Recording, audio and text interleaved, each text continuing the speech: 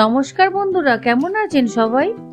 আপনাদের পছন্দের ঘরোয়া রেসিপি নিয়ে এসেছি মায়ের হেসেলে।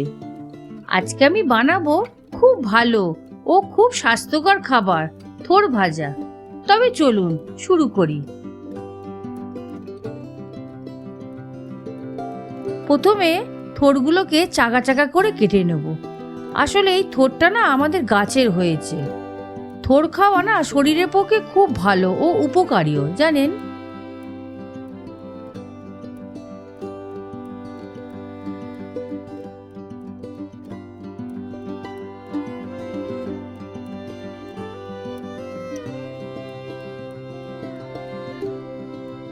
থোড়গুলো গোল গোল করে কাটার পর একটা আঙুল দিয়ে শোঁয়াগুলো ঘুরিয়ে ঘুরিয়ে বাদ দিতে হবে।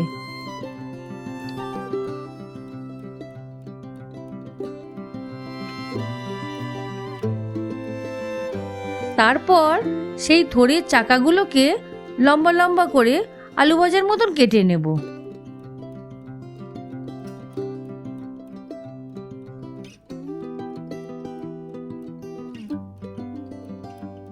এই কাটা থোড়গুলো আমি না একটি পাত্রে তুলে নেব।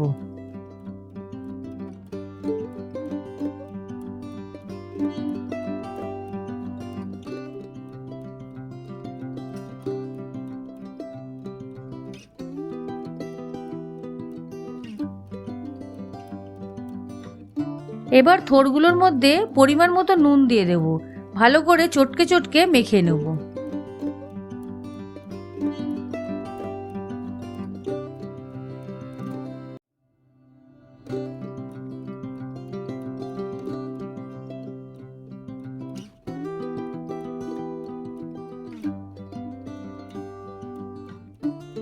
আর এই দিকে প্রেসার কুকার বসিয়ে দেবো।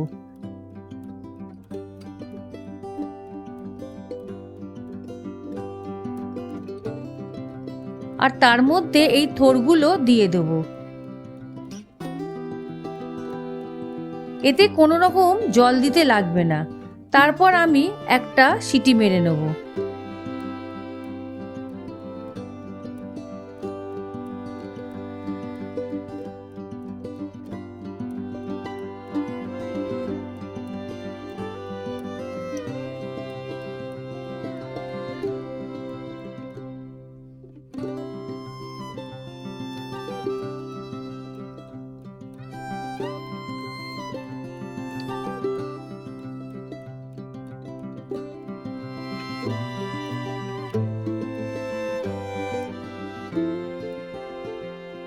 একটা সিটি হওয়ার 5 মিনিট পর প্রেসার কুকারটা খুললাম।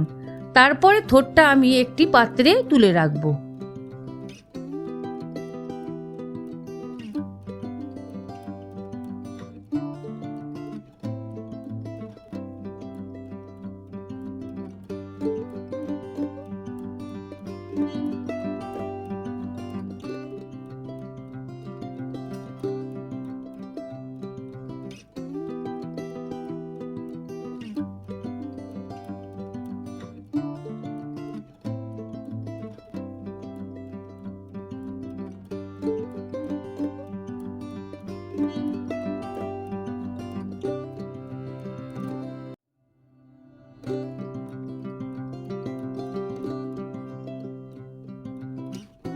তারপর একটি কড়াইতে পরিমাণ মতন তেল দিতে হবে।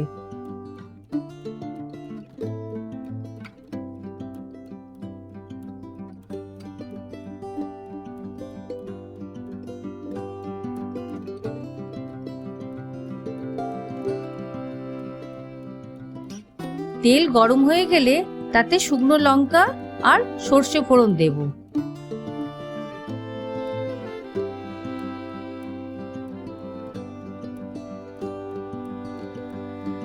দেখলেন সর্ষে দেওয়ার পর কি হলো, পুরো ফুল ফুটে গেল। যাই হোক, তারপর সেদ্ধ করা থোড়টা দিয়ে দেব।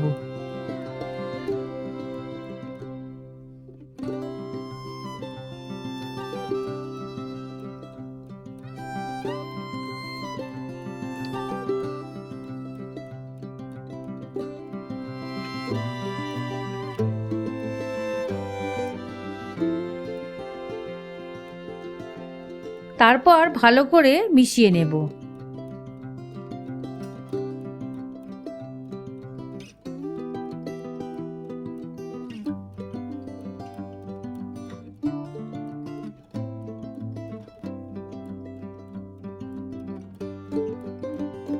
বেশ কিছুক্ষণ নাড়াচাড়া করার পর হলুদ দিয়ে দেবো। নুন আর দেব না, কারণ সেদ্ধ করার সময় তো নুন দিয়েই দিলাম।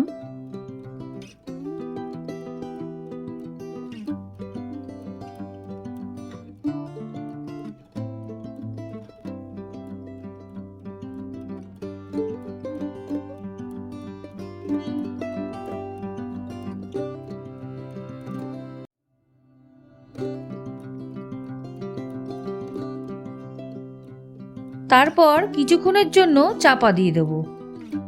কিছুক্ষণের পর চাপা তুলে নাড়াচাড়া করে পরিমাণ মতন চিনি দিয়ে দেব।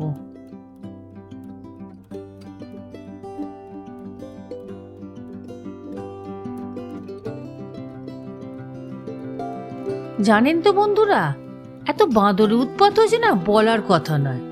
সে বাঁদর কলার কাঁদি নিয়ে চলে গেল, আর আমার কপালে এই থোরটাই জুটলো। যাক, আর কি করা যাবে, থোরটার তো খুব একটা খারাপ জিনিস নয়। থোর ভাজা খেতে আমার আর আমার ছেলের খুব ভালো লাগে।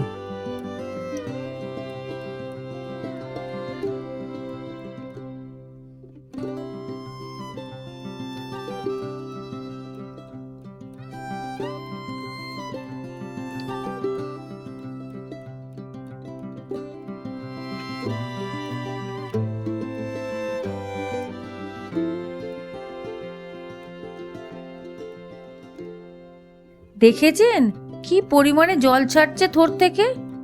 এই পুরো জলটা শুকিয়ে গেলে হয়ে যাবে।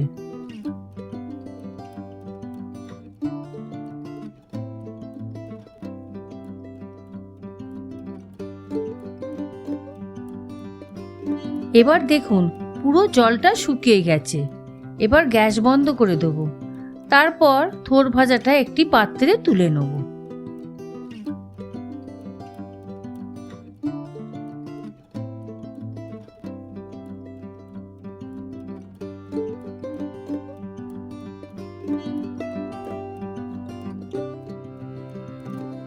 সত্যি কথা বলতে গরম গরম ভাত হবে আর এই রকম থোর ভাজা হবে, ব্যাস জমে যাবে দুপুরটা।